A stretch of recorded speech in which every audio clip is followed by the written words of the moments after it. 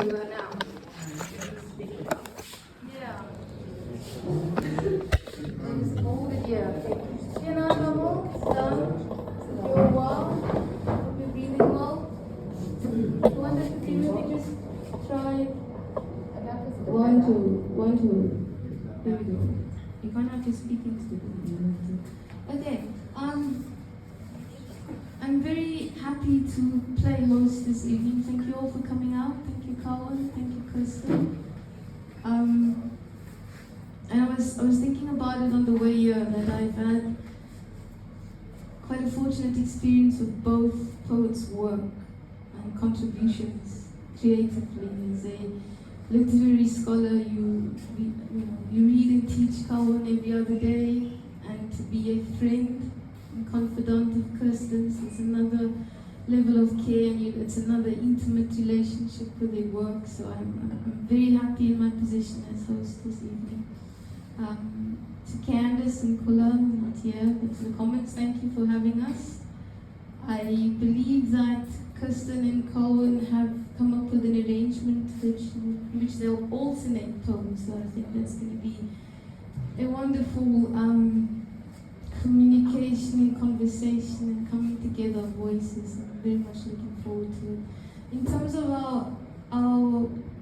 the way that the evening will run, the poets read for about 14 minutes, and then we will have an opportunity for a conversation, perhaps some questions and comments, and we'll have a short break, and then we'll open the mic. I'm going to ask the poets to introduce themselves and their work. I do know Kelwyn's reading from the most recent publication, the Skinrafts, and unpublished. Thank you all for coming in. You want the mic? I'm not sure. Can everybody hear me, or do I take the mic? Is everybody okay? Okay, take the mic. Thank you. Is that better? Okay, first of all, I want to thank you all for coming, and I want to thank the Wheelbarrow Collective for having me. I've read live for quite a long time, actually. Certainly not since the COVID epidemic, as far as I remember. And I want to keep the introduction short, so...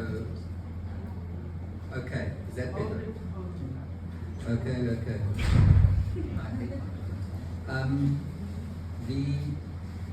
My last two publications were Walking Falling and Skin Rafts. I do have extra copies of them here if anybody wants to buy them. I'm flogging them for 50 Rand. So if anybody's interested after our reading, just come and ask me. And I only take cash, I don't have a machine. But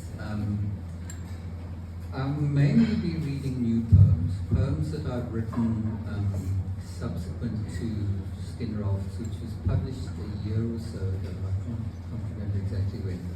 But these are mainly new poems. I'm at work on a manuscript called At Risk at the moment, which is going to take another year or two, I think. So it's very much halfway through. And a lot of these poems, hopefully, might end up in that. What we've decided to do, Kirsten and I, is that we'll read about a couple of poems. I'm going to read 3 or 4 now, and then we pass it over, and then we alternate backwards and forwards every 6, 7, 8 minutes or so with our poetry. The first poem I'm going to read is very recent, and it's I'm still not sure where it came from, because it's very strange for me to write this thing. I kind of looked at it and thought, what? After I've written it. And I'll tell you why when I'm finished. It's called The House. A child somewhere remembers a house close to the beach, high on its own dune, strangled by concrete and tar, looking out over shipwrecks and whales and the many seasons of new human flesh. Held by a maze of walls and rooms and corners, he found he never sidestepped the doting eyes of adults to dance his own dance, betrayed to them each time by the dribbles of sand he forgot to wash off his feet. So there was a world he rarely saw, tricked by the ego of childhood, taught to ignore the angles as they shifted around him, their shadows failing daily to run away from a relentless sun, until even he felt secure when enclosed. There were others who'd been there before him. An old chair in one corner seemed to rock itself to sleep, and the gleam of whitewashed walls bore the sigils of so many cockroaches and beetles that had been crushed by a hand, some hand no one would admit to. Though with their rituals of wine and the solace of coffee nightly on their tongues, the adults encircled each other and gossiped to rebut the cold, dark distances in which the galaxies he saw offered up their light. Outside, thick entanglements of bitterbos and milkwood provoked his fear to flare and flourish. With cries cut short, a stifled rustle, nothing he could see, or sinuous green lengths of garden hose might insinuate themselves, only to slither imperceptibly away. Was that you, head downward on the beach, bent over a shrapnel of shells, dog whelks, tritons, screw shells, and, once, the perfect forsaken architecture of a paper nautilus, while behind in its endless roar, salt questioned your life through the rhythms of the sea, and crumbled grain by grain the fragile certainties of the land? This time there's red tide in the bay. Ugly smears of rust spread across the water, sand littered with gasping fish and dead crabs. In the dark the waves glow and flicker in eeriness, a blue fluorescence that surfs and sparks for hours. He stays awake, the man returned, to see, though hearing is another thing, that rumble that somehow still can't stir, a house asleep. A dough of clouds fluffs up into a bread of promise above long-crusted soil. The sweet peas fastened to the wall as always tumble their colours down the stone, but nothing can stay true to memory. Perhaps, he thinks, what he remembers of fractals of happiness here that ghost around and shear away have long become the unremitting verticals and perpendiculars of a life endured by him and others his by blood, far beyond a rickety family table. The house, now empty, watches all. Things move towards what has become a mollusk and gannet diminished sea that reaches out to nowhere. Nowhere to come to rest in a country no one is allowed to name except in beauteous language. Even if, in its forgotten passages, the bare souls of his childhood still chafe incessantly. What's particularly strange about that poem is that I was born in Wheelbarrow and grew up in Joburg, but anyway.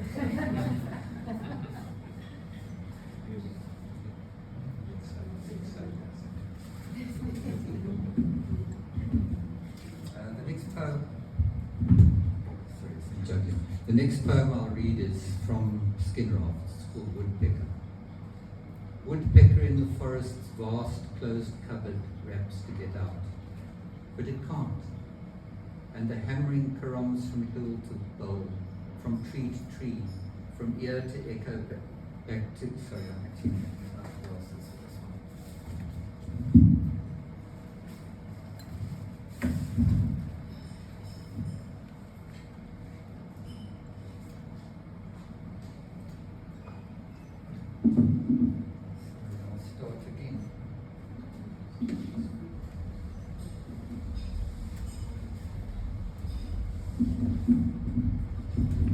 Woodpecker.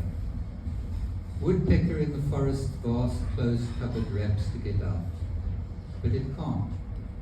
And the hammering caroms from bill to bowl, from tree to tree, from ear to echo back to ear, till you are wholly trapped within the collateral detentions of its hunger. Nothing remains to twin any beat with its original. Just a kaleidophone of multiplying woodpeckers, afflicting wood with drum taps whose single author's lost. You can no longer tell the woodpecker for the trees of sound. So here you stand, abashed, hoping to conjure a path out of all the ricocheting directions made possible around you, then recollect exactly when your body began to shatter, to collect the slivers of yourself which are now mere detritus of the act, irretrievable, of a single thoughtless bird.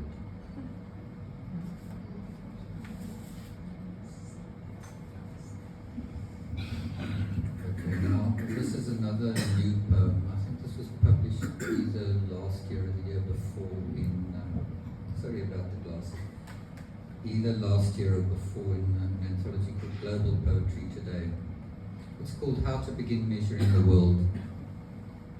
The songs of cicadas busy with their birdings, and the songs of children ululating in joy, and the song of an owl brooding on a roof, and the wriggled songs of babies and dancing their new bodies, and the songs bees hollow out in stumps, soporific, threatening, and the song of sun-dazzle flickered upon the rivers, and the shushing songs of treetops trying to dodge the breeze, and the songs of those who trip and land in prickly pear, and the humming song of stomachs full for once with pop, and the hoaxing hunger sung by crows we know are thieves, and the songs of dispossession ghosting over high fences.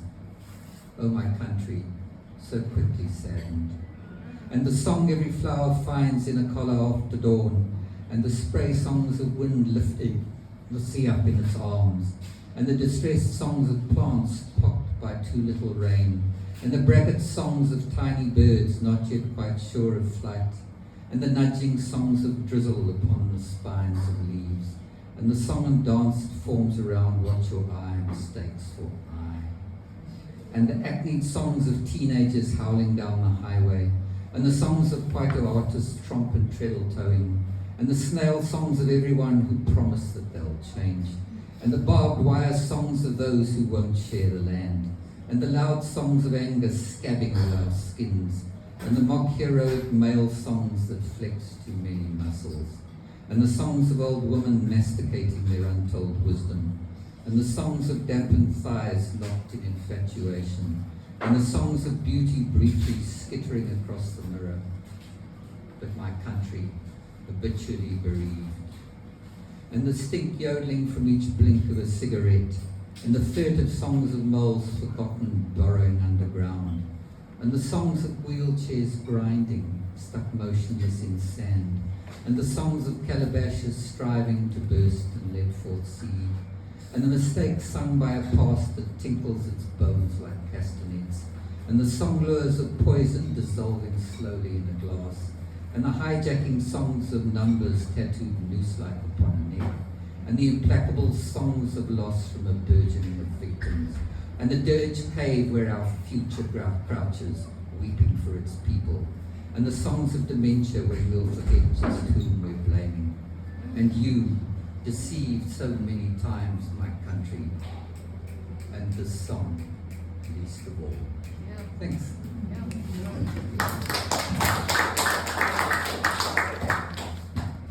Yeah, I'm very loud. So I don't really need the mic.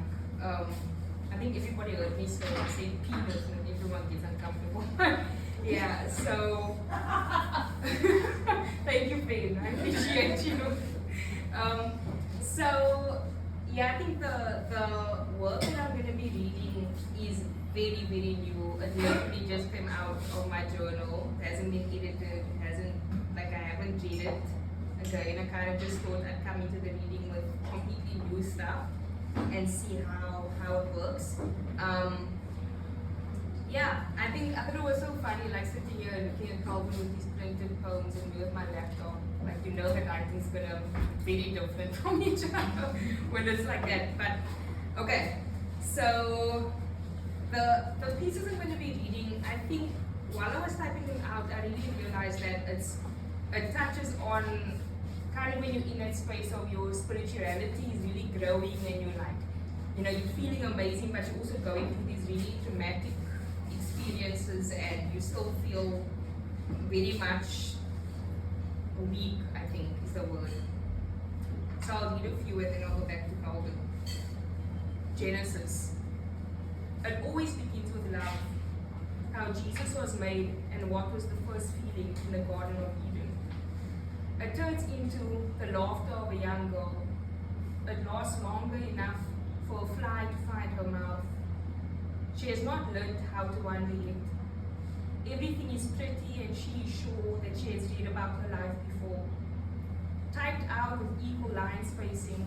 It begins with nothing shattered and glass swept up into a pile of diamonds. It continues into a love for her own body before she explores its movement. And then it turns until it remembers how Jesus was made. What I know now. There's no reason for me to cry. It's not my first time. Here under my skin, knocking on my back door. I asked you to leave, but I know you were only hiding behind the dustbin. When you came back, I knew better. To close my eyes and pretend your skin is my own. Tell myself your scent is mine, just older and stuck to the skin for longer. I know now not to tell you to leave, but come closer. I won't scream or beg. I know not to make you mad. Watch my step. I can't be in your space without your permission. I must absolutely not cross your boundaries. I know what I can only do. Wash myself with an old scrubber, keep the water hot and melt you off. I will not complain. I know that is only your siren. Birds and pieces. Sorry, I'm not here. Birds and pieces. Wednesday evening. Unpack and repack my cupboard. Wonder if this will come to an end. Repack and unpack my cupboard. Thursday morning. Clean the birds' cages. Consider if my period will ever be consistent. Move the birds into a better spot. Give them direct sunlight. Thursday afternoon. Vacuum behind my bed. Find old socks. Regret telling my brother to go and fuck himself in my head. Wash the socks by hand. Throw the dirty water in my peace lily that I've named Wendy after my mother. Thursday evening. Dust my bookshelf. Accept that the time will come when I must write my will. Friday morning. Move my Bible closer to my bed. Smile. No, my time has come to write my will. Okay, so this is the last one I'll read before I go back to Kelwyn. My work is a lot shorter than Kelwyn's, as you can tell. This one's called Nutrients. Loving a kind-hearted boy has proven to be worth it. He eats all the food I scrape onto his plate from mine. His mouth moves as if I have finally sat on his face. He falls in love with the nutrients I put on his plate. Spinach, broccoli, my truth in bits and pieces is that I am trying to rid myself of my insides. All he knows is that I cry. He knows not what is punctured in my tear ducts. He only knows that I feed my tears to my dog. He asks no questions. No questions is a kind-hearted boy's way of loving.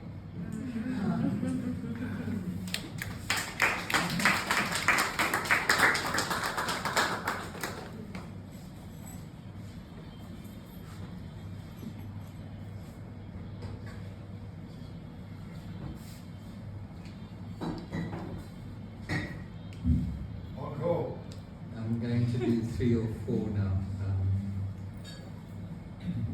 The first 2 are from one's from Skin Rafts and the other one is from Walking Falling. Seeing where I am, the first 2 are very much about being here. The first is called Surfers. Over and over the surfers enter the surf, but these days just one side of the beach. Raise middle fingers at the suppers, try to make them enter on the other, as far away as possible.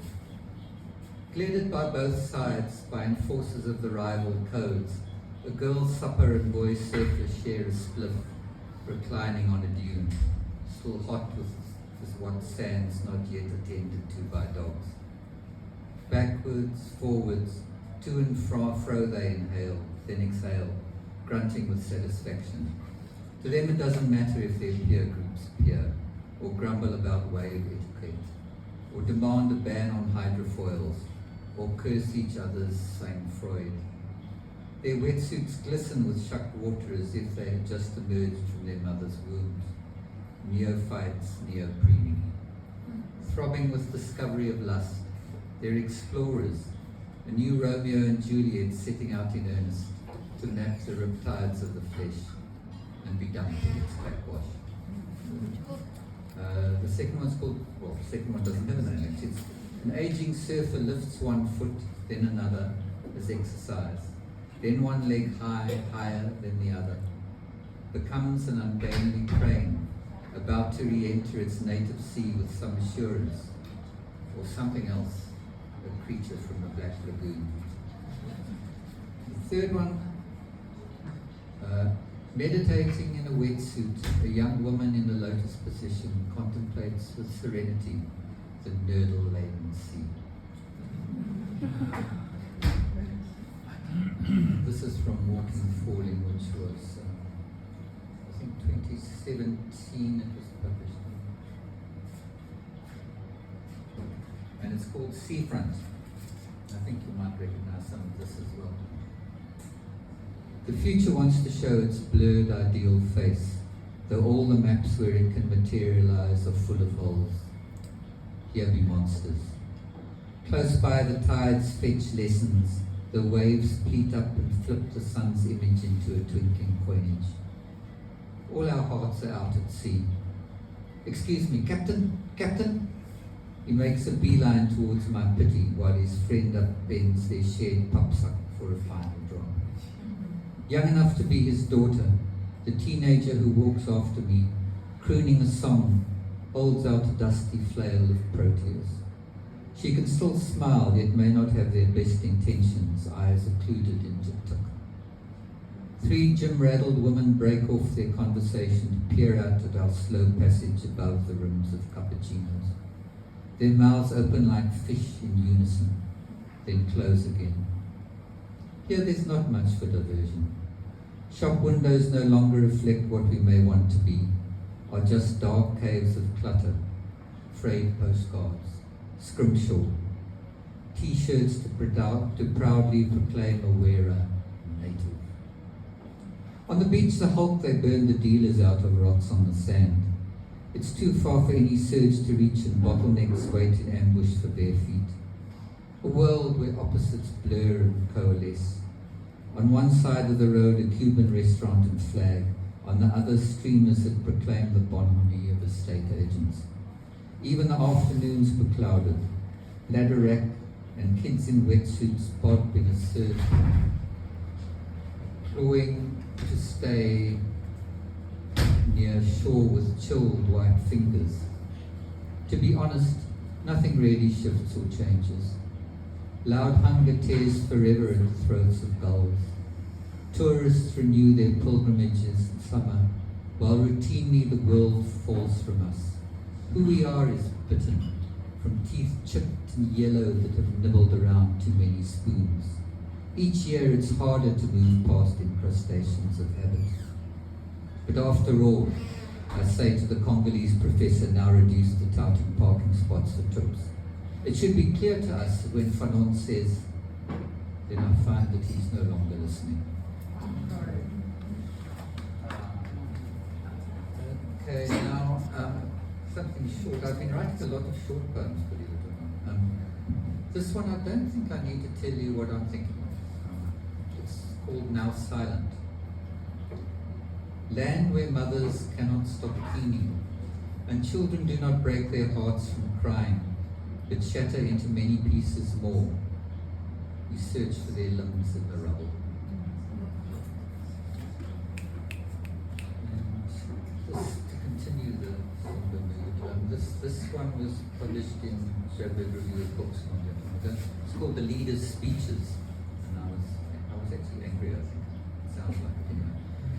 The leader's speeches slide into our ears like grease and clog, so we scratch ourselves again with a tickle of his promises, till we are soothed in our knowledge that they're evasions, that nothing changes.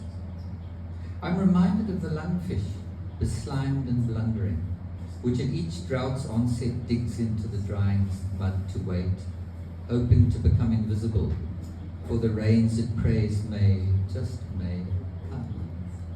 Just so, he starts to estivate, po-faced. Then he remembers, and a smile wickers across his features its brief electricity. Yet only his followers can be lit up for long with this iteration, the routine pledges none but they suppose will ever be fulfilled.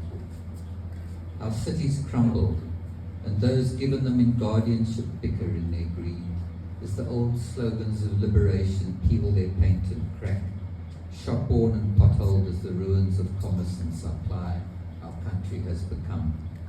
We moulder in disbelief at what keeps happening, though each one keeps tweeting urgent and compulsive supplications to the online gods to take note of our individual ersatz transient survival. For what else can we do? No one seems to know or be able to imagine the future. So continue to spell out our private void in the middle of calamity into infinity. There's mold and mildew and neglect on our memory of past heroes now frozen into statues, because the lichen of the leader and his party clings corrosively to everything.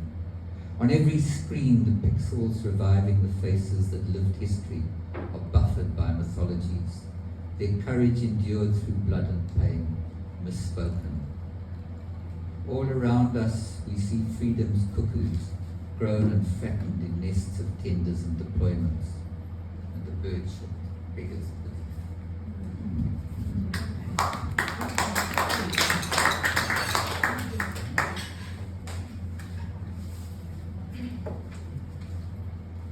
A whale's heart.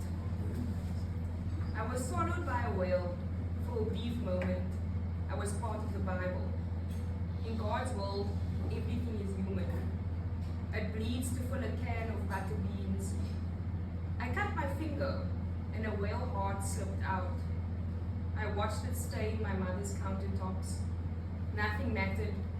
My ribcage finally escaped out of my skin. Slow and gentle, my mother didn't cry. She didn't blame me. I told her God had finally spoken to me. He had turned me into having a whale's heart. I pray that I will stay this way forever.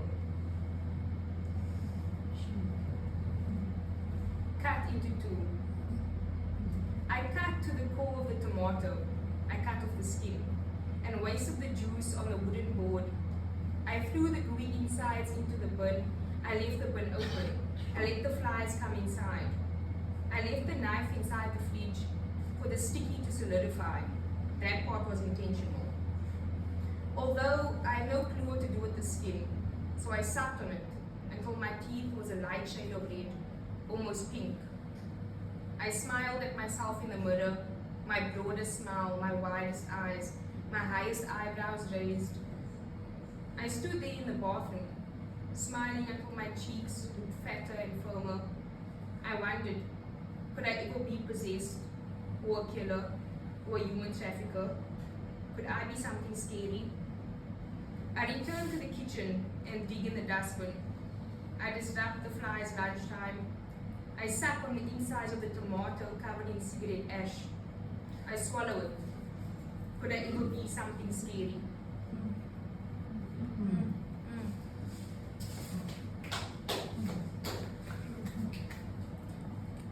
Witness. I have found spit bubbles inside my groins. Question. Why do they never clean up after themselves? Dare I say it? If you're going to sink your teeth into me, leave nothing behind. If we want to lie, suggestion, you and me together, we have to make it believable. I won't tell them you did it. You don't tell them that I knew. Although secret, I whispered it into my grandfather's ear as he was dying. Lucky for you, he died. I think this next one is a love poem. I'm never sure, honestly. I'm never sure. I always partially hate the people I think I'm in love with. But I don't know. This one's called The Right Way to Have an Affair. Let's promise to make this gentle. Let's conceive it without sex. Let's wonder how I feel inside. Let's build a porcelain doll out of my hair and your eyelashes. Let's burn them over the candle and mold it into the wax. Let's smell the burn and destroy our brains. Let's get really fucking high. Let's not fuck. Let's talk about fucking. Let's be uncertain about how we feel about each other. Let's use the L word. I don't know, it feels like the love poem.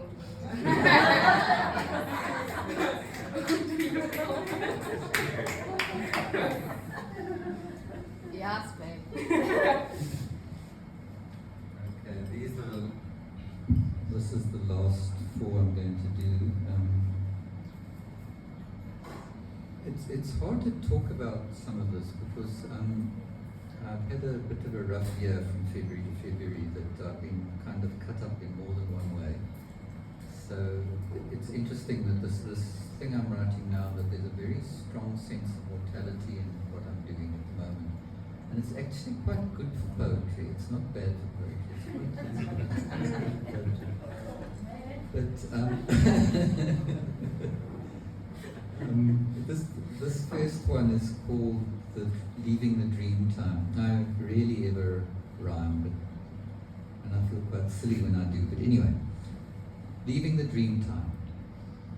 The face is a wealthy tourist, expects to be given right of way. In the stunned calm of ponds it skitters, in any mirror where you sashay. Though you know it can't stay like this. Your skin heralds a changing world, touting the cheekbones you inhabit, though not the soul. Apologetic, curled, hidden behind the nasal cavities, your brain pan of transient mush, listening for tremors from the abyss, finding those tremors it cannot hush. Always imagining something better, always expecting that little bit more, until your bone raft finds its rock at last. Grinds, stopped ashore, in a place you'd never reckoned, where it's too late to be amazed by what you've missed or disregarded. Now you're here, where the last sun flays the features you profess. For it comes, the scalpels flicker above your skin, the sudden blood clot, the carcinoma, the heart forgetting why it's still beating. The face spends its wealth like a tourist, tries to savor every world it's dreamed. But it all stops here at this border, where nothing stays the way it seemed. The second one is a very short poem called Night Ward. A dark forest of sleeping beds rustling with breath, and in each one the squirrel of pain will find a place to hide its nut. Okay, I'm not. A dark forest of sleeping beds rustling with breath, and in each one the squirrel of pain will find a place to hide its nut. Okay, this is rather longer. There's a long section in this thing about animals. One of the interesting things you try to do as you get older is get out of yourself as much as possible, and into other beings, not only other people, other beings on the planet. This is called If You Wake Up. If you wake up to sound, then your day will be lucky.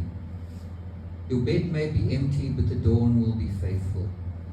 If you're quiet, you will hear all that is not human lift out from distant mountains on wings, whispering a beginning that transitions from red to yellow, the whir and flight of the sun insect-like into the morning.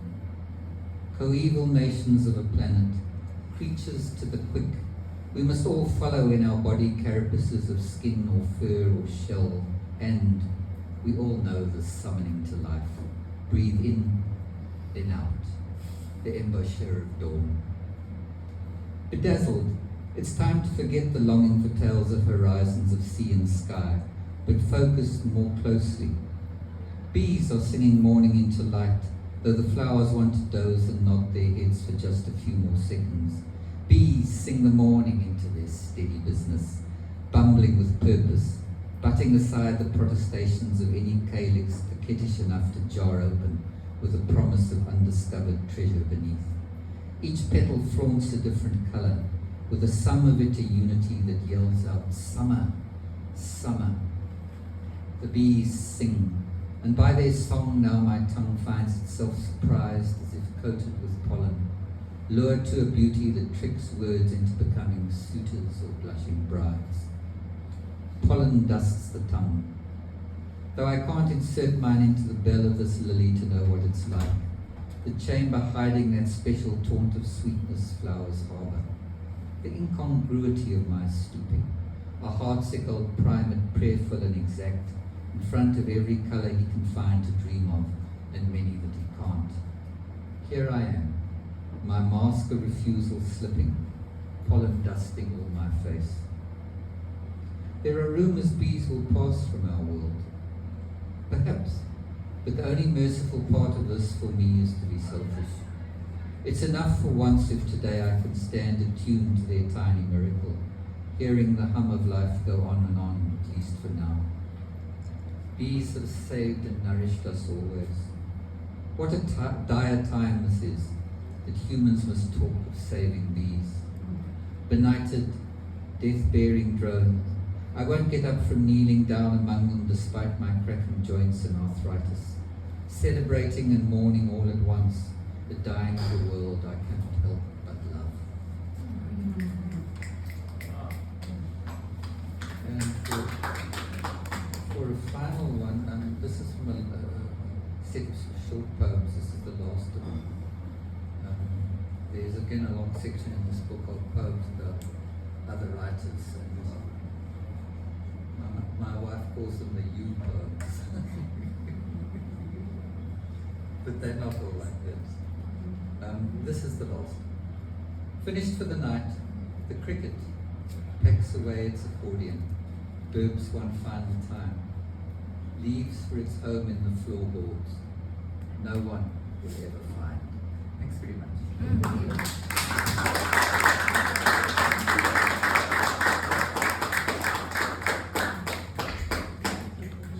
So I've actually still got quite a bit of pieces.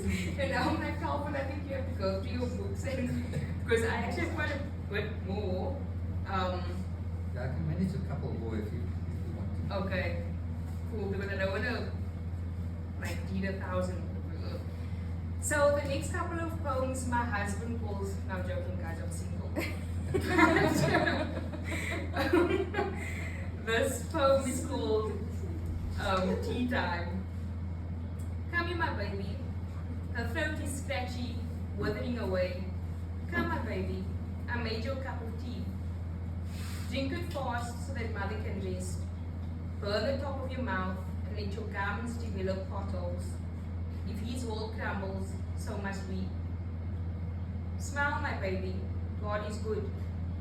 The bell rings and Checker 66 hands her the brown bag over the wall. The dogs bark, their mouths drip. Smile, my babies, let the meat fall out of your mouth. God has created you. Before lunch, she makes a new cup of tea. She tastes God's love and her mouth bleeds bees and butterflies. God grew her teeth in his hands, turned his hands to dust, to soil, just for her. She says God is good. Tastes buku hibiscus. The woman's heart is made out of the father's ankles. Never shattering, never still. Apple cinnamon, taste your father's skin. Smile, my baby. This tea is how you become new. It was grown beneath the wooden floor you crawled on, the one your mother was dragged from. No thoughts of yesterday or tomorrow. Drink the hot water with the flowers, like newspaper caught in the foul fire. Burn the devil's thoughts away. Drink this tea.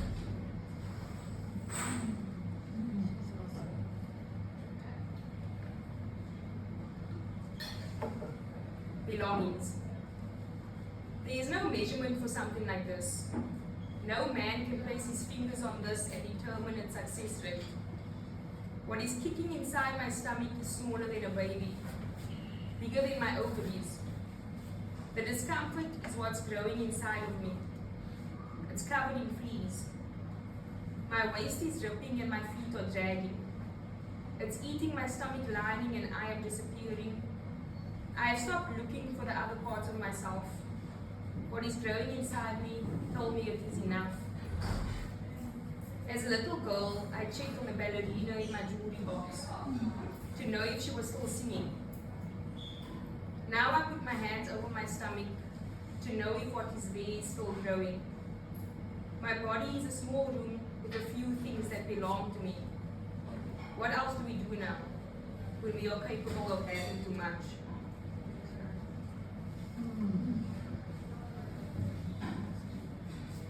This is called a common woman. The simple thing is you here, quiet, with a cup of tea that I barely made. The milk is thin, the tea bag is still dry and tearing open. Your lips are still leaving a dent in the lukewarm steam on the inside of the cup. I hate spending time with you. After you leave, I will have to wash my vagina an extra time. After that, I'll wash the cups and give the tea bags for my mother. She will use what you tasted to fill the compost bin. The easy thing is now, when you leave and I wonder, will love always take on the form of a man with a half-formed beard and missing wisdom teeth? The common thing is this: I'll always stay here.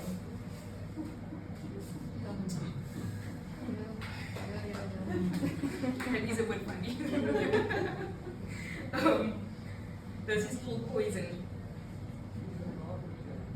Starve me, let my mouth run dry, and form white spit in the corners. Basically, don't let me write about love. Writing about love makes me heavy and getting older faster. The skin on my face stretches with no choice, and I will have to pray longer that my mouth will close with my eyes. Save me from writing about love. It's the place that takes away my anguish towards what God made me. Soft, gentle, birds pecking at the window to prompt me to go into the ball. Don't leave me here where things are pretty and sensible. This is where I disappear.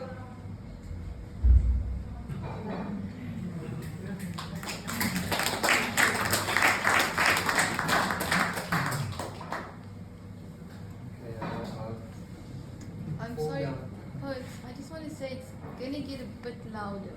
Because the backpack is upstairs. It's dinner o'clock, so Okay. either use So the I'm a mic. sharp.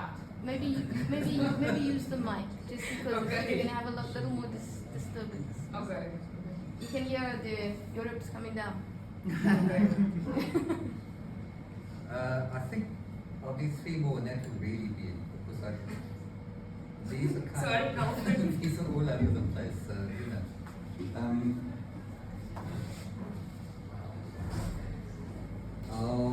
I'll start off, is it on? Yeah, it's on.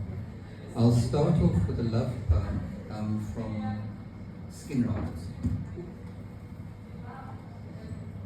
It's called Secret Sight. No street lights, no moon. A room gone so black that your nipples lost sight.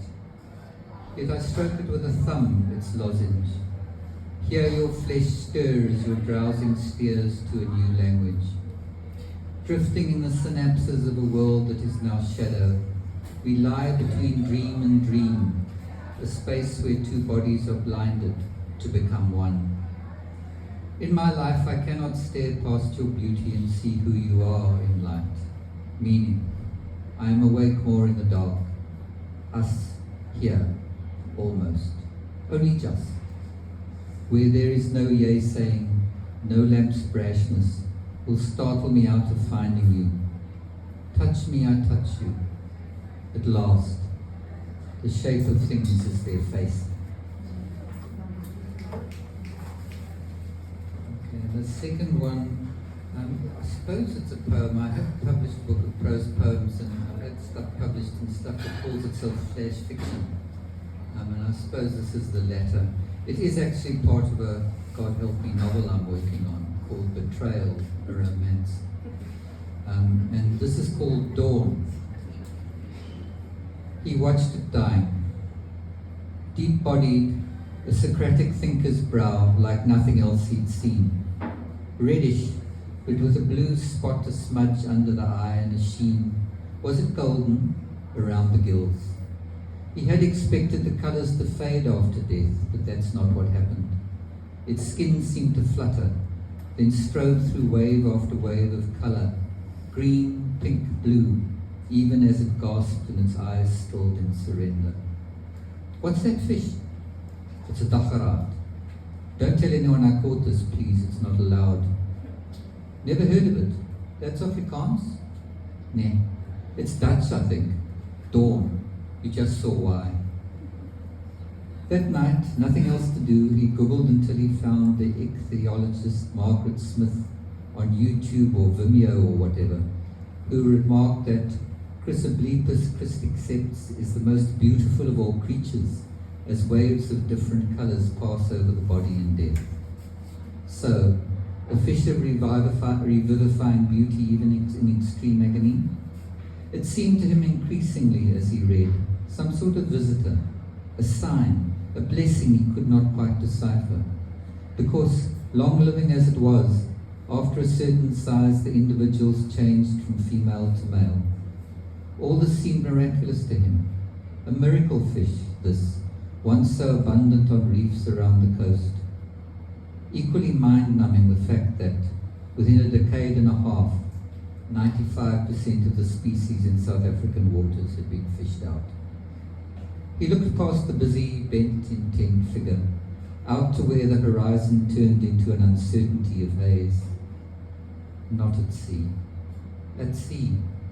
We are all at sea now, choking, where the dawn's promise is erasing its colours on the scales of the sky. Okay, and this, I was hoping not to do many poems about writing poems or literature, but here's one. And this will be my swan song. It's called Yours Hopefully. I think most writers will recognize this. Dear Sir or Madam, I come before you as a humble suppliant to your poetry magazine. I have, if I may be so bold to say, a small following in my own country, but I aspire to greater things, which of course means Europe or maybe North America, or even anything that calls itself Pan-African. I am struggling to tame my poems, such as they are, into the form you prefer, but alas, I'm still trying. They have peaks and abysses, both in meaning and in shape, so are just a little bit jagged, unlike your country where I am learned to understand by my cousin Agnes. It's pretty flat. I must ask you, does this affect your preferences in the poetry you publish? Moreover, very few clocks in my country keep proper time, so I have to count on my fingers over and over again to find those meters that you ask for until you can say I am nonplussed. I also don't know any immigrants, so I can't really be ethnic in the way you want. But I'm encouraged by the fact that you published a poem from S up the road, where he talked about having no flowers to pick. Though you assumed, I think, that he was poor or had no resources at all, like a watering can, that actually he and I both live next to an actual desert. I think I should say also that S's uncle is our landlord, and my father swears at him a lot when he arrives to get the rent and stare at my mother. But of course not in front of him. But sorry, what was I saying? I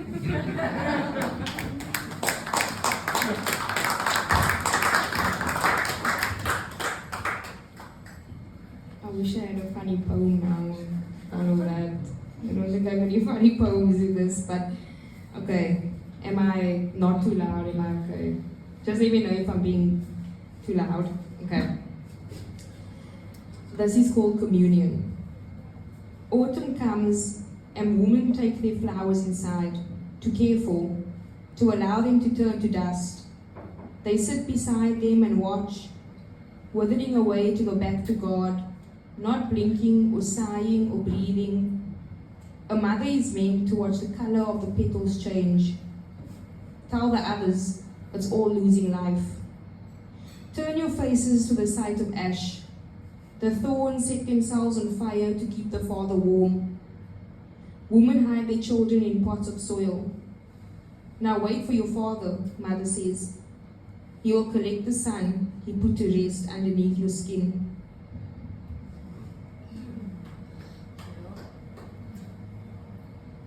Thank you for that nice applause. This one's called Cut Short. My mother makes it a priority to wash underneath her arms. She found dust balls and cigarette ash at the top of her bed.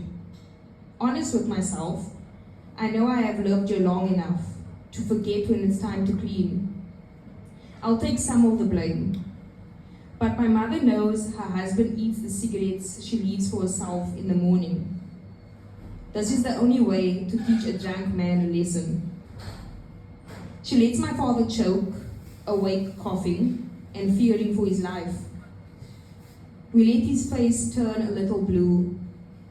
I allow my mother a moment to hope that he won't take the next breath. But she knows what love is, so she hands him a glass of water and sits him upright, hands him a cigarette and smiles. I wonder, what if love wasn't watching you?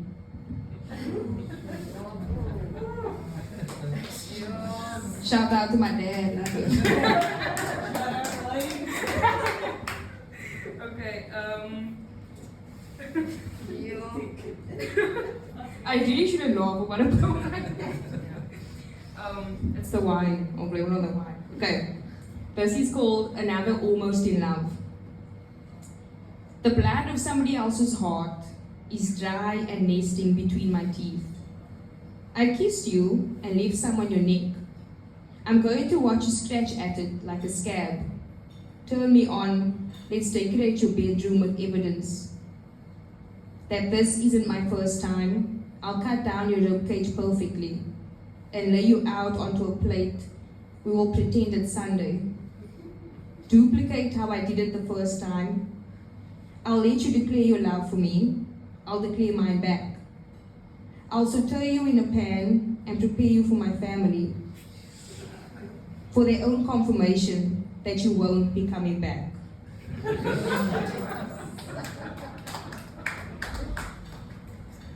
okay, I'm gonna read this one without the mic because it's a long one and I have to move it. This one's called, not an easy one. This one's called Best Friend. It's simple. I thought we had met as children, that maybe we shared panties and our mothers hated when we did that. I thought we snuck into the bath together, ran the water ice cold, and then cut the keys at the back of our knees. I thought we had colored the bath water red. I thought we took the dogs for a walk and picked up their shit, respectively. I thought you read my diary and must have known that I loved you. My friend, my best friend, who I saw every Friday night, who I would feed beans and spinach to. I let you love my sister in an almost deceased state. I let you hear her mumble blasphemous things when I didn't explain her illness to you. I thought you saw all these dirty parts. I thought I heard you call me best friend, but I looked away and you sucked your words back in with a cotton string that was too thin for me to grab. And the words sat between your teeth where my nails aren't sharp enough to get in. Best friend, I heard you say it. Best friend, somehow seeing a man fuck me against my will has made you swallow it. Best friend is the dripping laugh that was loud, annoying, funny, fun. Teeth falling out from laughter. Funny thing, best friend, that a man's penis strapped to a steak knife made you swallow your words.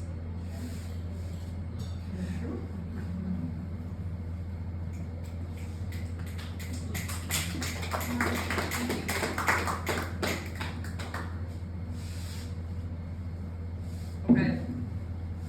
Do I need the mic? dry labor. Pull my shirt off. I promise the skin is not flesh. Concrete and wooden trees. Take my blood and turn it into a quilt. Lay on the ground and use my leftovers to keep you warm. I've pulled out my teeth and put it beside your bed. When your spine creaks, place them between each vertebra. Take what I have been made of, what was given to me. Take it for you, leave me as dust, and my Father will collect me.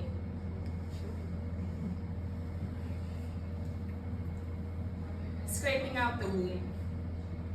My bones were thrown in the fire, my mother's skin turned blue. Bitten by the snakes, they came from the blanket when my father wrapped me in it. I unclipped my arms by my shoulders. I let them dust away. The fire came from my mother's womb.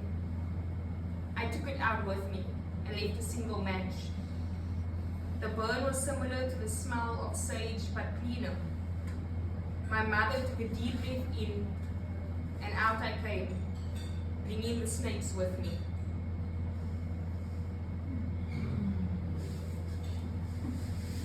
This is called the statement. Tuck your shirt in the bathroom. Do your makeup lightly. Remember that your hands haven't been working the same. Tell the officer what you remember. This time, be firm in what he did, firmly. You are allowed to cry in between, but don't let your tears fill your mouth and thicken. She needs to hear you clearly. You will lose pieces of your tongue when it renunciates the story. Let the details strip out of your human form. This is when your faith can cover your bones instead. This part of you can be left to decompose now. You will no longer need it. She will take it and seal it in the brown folder with your name on it. After you leave, you will be nothing with nothing left. This is the only truth now. Another one will begin.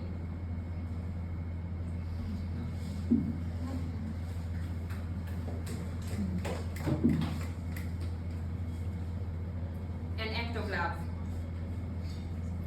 Would it be okay if I left you by the fireplace? Convince me that you aren't made up of plastic. Let's test your skin and watch to see if it dissolves. I'll pray for you to grow big and strong from inhaling the fumes. Let's play hide and seek with your gums. Throw your teeth into the fire and let your mouth be filled with blood.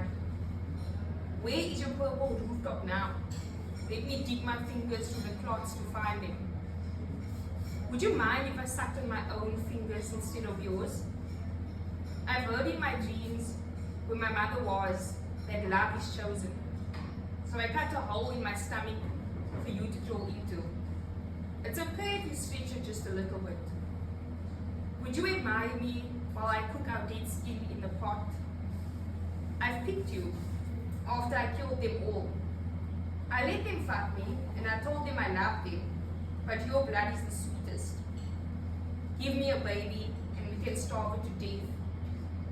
I've heard that love is an act of selflessness.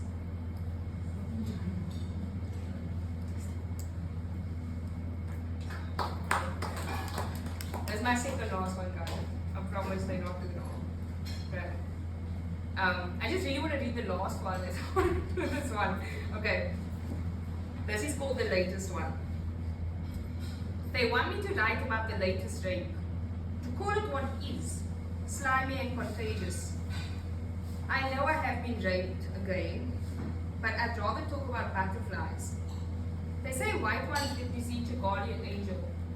Mine is my dead ex-boyfriend, who was the one that didn't rape me. I know I was sent to the hospital to be examined, and my vagina explored with a long earbud, but I'd rather think of God. What color dress He will put me in when I get to heaven. I will smile until the skin around my lips tear and I will be beautiful. I know I had to put my clothes in a brown paper bag for the detective to take, but I just bought a book about fairies. I always wanted to be a pink one. I know I have been raped, but I have this illness that turns my joy into a hungry giant that eats every good thing. the fairies, the flowers, the Bible, the pretty painted walls. I know the insides of my lower belly are damaged now, but I can't look like anything but joy. And my last one is called Revelations. As a little girl, I prayed the snakes away. I used Dettol to wash away the slime of their tongues and the cuts their skin left on me. I wanted Daddy to slaughter them, donate the meat to the people who ring our doorbell, send them away with the venom. I wanted Mommy to wash me clean, take away the dreams of the snakes.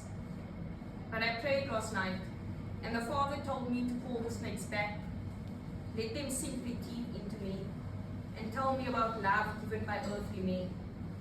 Squeeze my neck until my eyes are wide open, enough to know that there is no love like the Father's. Thank you.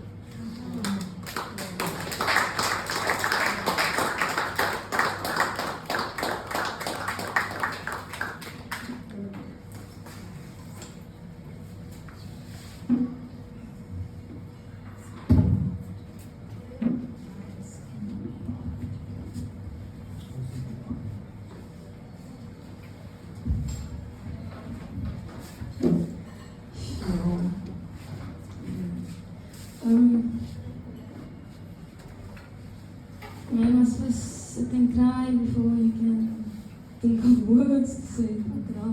Okay. I know a lot of people have to go. We over time. But Kelwyn does have books to sell.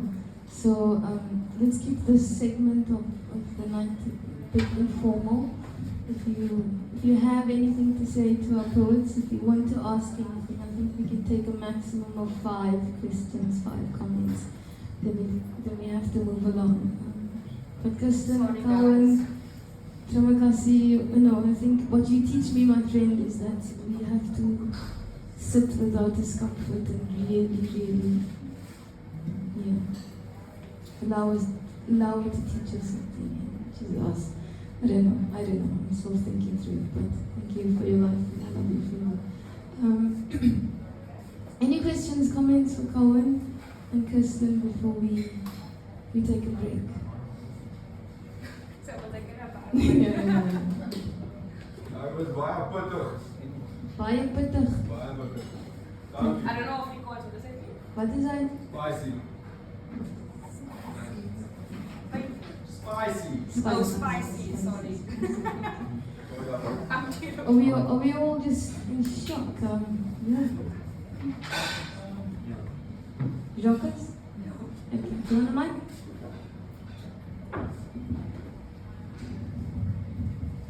Yeah, okay, I'm tempted to just let move along, but I have a question for Kelwyn and for Kirsten. I mean, Kelwyn, I'm struck by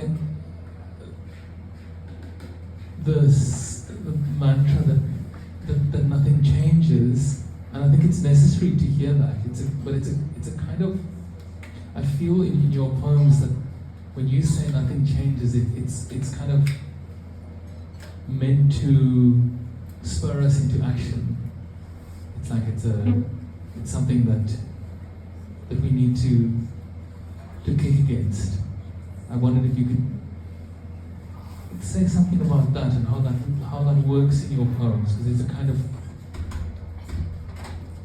that tension.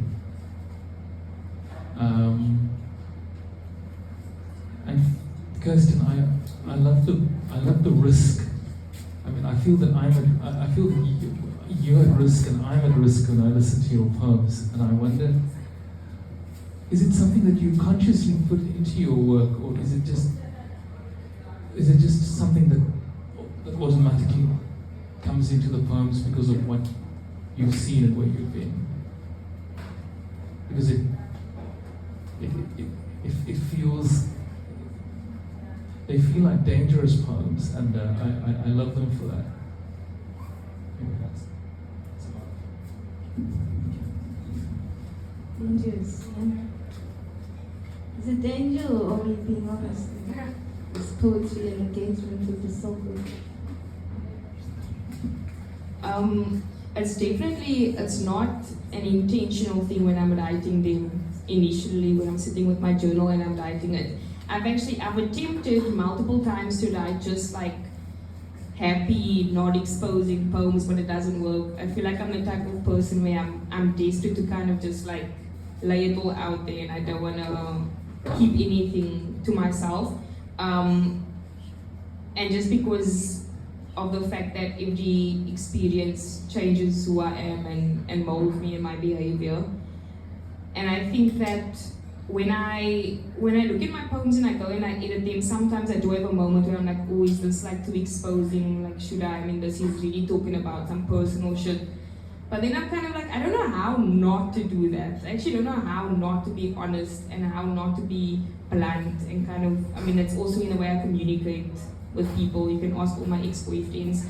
But I'm a very honest person, and I don't know how not to be that. So I think it's not intentional, but I also don't stop it in any way. It's not broken, don't fix it. Thank you, Jean.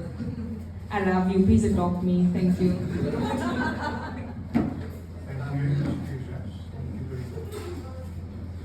I think my answer to the question is quite simple, Chuck. The answer is yes. I think my poems have always wanted to spur people into some kind of action or some kind of different way of thinking. You can see the old traces of modernism in my thinking. And I think particularly now there's a degree of frustration in what's coming across for me. I've always seen myself as a kind of political poet, but in a strong sense of the term. So you'll see everything I say or do is about using poetry as some sort of tool to move further, if you like. Moving, that tension is very good. Strength. And the one line that, I mean, there's always this thing that happens quite organically when you have two poets. You can't anticipate how the night's going to unfold, but you said there's one line, in God's will, everything is human. And I thought, okay, that might be the pulsating thread, which is quite interesting. Maybe just one or two more, and then you'll have a dress. What? Oh, I thought there was a hand. Are we going to say terima kasih now? Anyone else? What did I do? No next question. What did you do? It's not always what did I do, it's just being. Being is enough. Kelwyn, what did we do? The good thing is we don't know. Yeah. Don't tell us. Yeah, some of your poems are terrifying. And I'd be scared to be your lover. Having read some of those, I think, oh my God, what's she going to do? Having a penis on the end of the steak knife. So where was the rest of the person? So you kind of have those images that are cliffhangers, and I'm wondering if does that just come out of you as you're writing, and does it express an anger or bitterness? And if expressing those emotions, I'm amazed that your face is so beautiful and so much joy as well. There's so much going on there. It's riveting, and I think we are a bit stunned. It's stunning. Yeah, and that's a poem. Your complete contrast, such beauty in your work. That's such attention to the minutiae of your environment, and it really brings it opens up these fantastic expanses through these small details. So I thought they made me feel like a child again, or like a lake, see the world in the palm of your hand. It's that sort of experience. So thank you. Indeed, that was very excellent. Thank you. The question was, what was the question? About, Just making a statement really, that it's scary. was it a question? I thought it was a question about was intentional or Oh, yes, that was the question. to be scary or the image. I'm really lucky to actually say yes, it does. I think just when I experience things, they really stick to me. I've a lot of travel processing events. So, and it's actually a medical thing, lucky enough for me, yay, but yeah, so these things really stick with me, and as time goes on, they become more visceral and more clear in my mind. And yeah, I actually really love the comment you made about, my work and comparing that to the type of person that I am and kind of the energy that I give off. A lot of people are actually shocked when I read my work. But I think honestly, it's really just because I love Jesus. That's all I can say. Like, that's why I'm still, not stage lobby, but it's the truth. It is like I'm very kind of spiritually connected to what I believe is my God. And I think that it's difficult because I write a lot of things about all these traumatic things that I've gone through and that I'm going through. And at the same time, I write about who I believe is my God. So it's, yeah, I mean, don't get me wrong, I'll probably go home and be super depressed for like a bit, but at the end of the day, I know that feeling good and fulfilled is all that matters, and yeah. So thank you. Thank you for mentioning my joy, I suppose. I forgot I was a happy person while I was reading. You are enjoying my life. I'm looking at the time, and I think it's probably time to say thank you to Kirsten and to Kelwyn. Thank you for your time and your craft.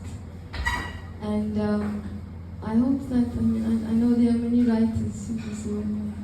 I hope we all continue to write for joy, make that conscious decision, and remember that that's how we heal civilizations and ourselves. We're going to have a quick break before the open mic, which I don't think will last very long.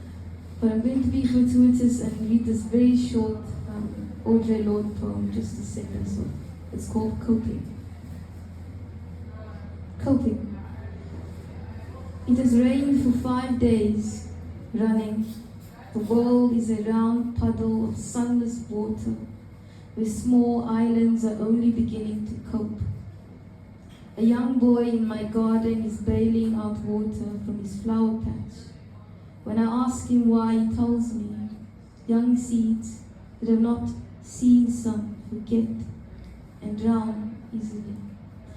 Okay, thank you all, and I hope you will stick around for the open mic. We'll start in 5 minutes. Thank you, Kelwyn. Thank you, Kirsten. Look after yourselves.